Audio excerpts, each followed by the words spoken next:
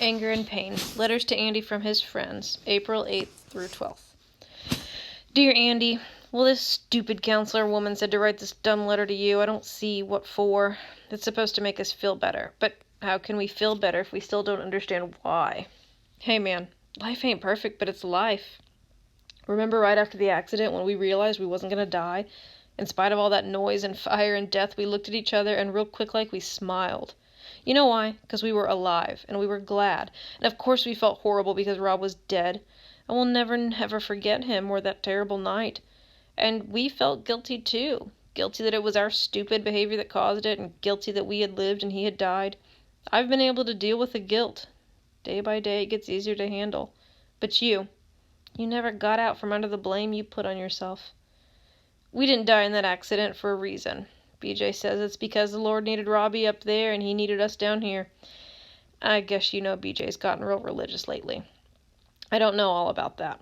All I know is that if there was some special reason why we didn't die in that crash, then you just blew it. Robbie's death was an accident. Somehow I can deal with that. But what you did, it just don't make no sense to me. You're making everything so rough for the rest of us. Rhonda and Keisha, they cry every time you look at them, and me and BJ try to hang together, but nothing's fun anymore. I probably never will figure all this out. I know my life will never be the same.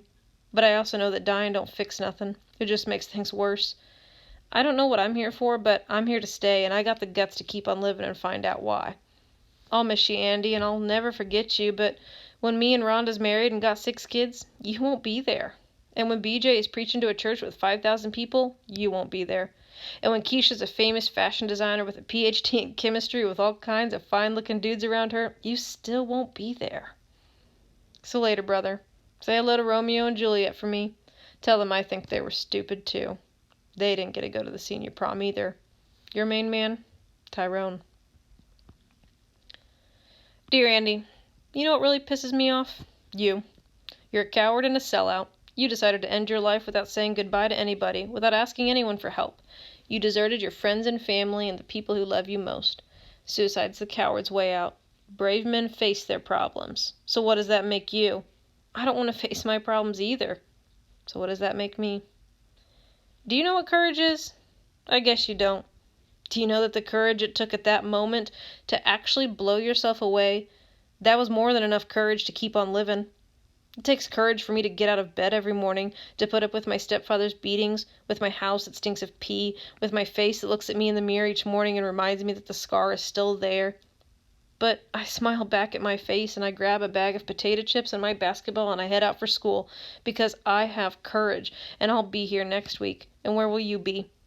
I hate you for leaving me here. I hate you for making me feel like this. I hate you for making me cry. And I hate you for making me face death again so soon. Gerald. Dear Andrew, you don't know me very well. You probably don't know me at all. I was in your English class this year. I sat on the other side of the room near the door. I'm the one with the torn book bag and the non-designer jeans. I used to sit there and watch you, cracking jokes with the teacher, charming the girls with that freaky smile, and laughing when you flunked one of those pop quizzes. And I envied you. Oh yes, I envied your easy, careless ways. Sure, I got good grades. You once stood up and led the whole class in a cheer for me because I was the only one who got a perfect score on the Macbeth test. I know you don't remember that. I'm one of those kids who's easily forgotten, but I'll never forget that. I wanted to be like you, popular and likable and well-known, but I never realized the price you were paying for that mask you were wearing. I'm glad I found out. I like myself a lot better now. Marcus. Dear Andy, I have some questions for you. Everyone has been asking why. Why did you do it? Why now? Why didn't you ask for help? But I've got some harder questions for you. What were you thinking while sitting in your bedroom with that shotgun? Who did you think would find you? Did you have someone particular in mind, your dad, your mom, or how about your little brother Monty? He's 6 years old. Did you think what an effect this would have on the rest of his life? Did you think about the blood on your bed, the wall, the floor? Did you know the blood dripped through the floorboards, through the ceiling of the living room? That's how they first discovered what you had done. Monty asked your mom why there was blood on the ceiling. I'm not through with you. Your mom found you, or what was left of you. Did you think about her? Could you feel her pain as she walked into your room and saw your body draped across your bed, a gun still clutched in your hand, and shattered segments of your head spread across a room which looked as if it had been painted with blood? Do you know what blood smells like, Andy? Your mom does. She'll never forget it. Part of her died that day, too. And so did I. I was there. I had come to bring your chemistry homework because you weren't at school. And when she screamed, I ran upstairs. From that point, it's like a terrible videotape that keeps rewinding that won't erase.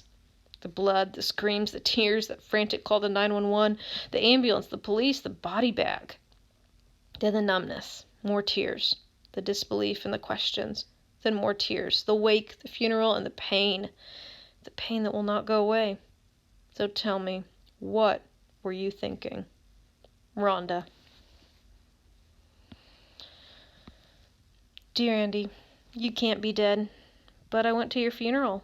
I felt your coffin. It was warm and woody, but you couldn't have been in it. I wanted to open it, to knock and call out your name, but I didn't dare. I went to the cemetery. I kept thinking, everybody here's dead. They're all dead. Thousands and thousands of dead people, people who would never come back. And then I really did call out your name, and I finally cried, and I wept for you because you weren't supposed to be with all these dead people, because you can't. You just can't be dead. So I guess the pain is over for you now. You've moved to the place where there is no pain, and I guess that's good. But the pain left by your absence is like a wound in our hearts that will not heal. Nobody understands why you decided to end your life when you had so much to live for. So, you're out of it, and we have to stay here, feeling your pain as well as our own. It really isn't fair, you know. Some people say, and don't get me wrong, you know how often I go to church, well, they say that killing yourself is a sin and you'll go to hell for it because you took a life that had been given by God, and you can never ask for forgiveness for that. But I can't bear that thought. So in your case, I hope God is forgiving.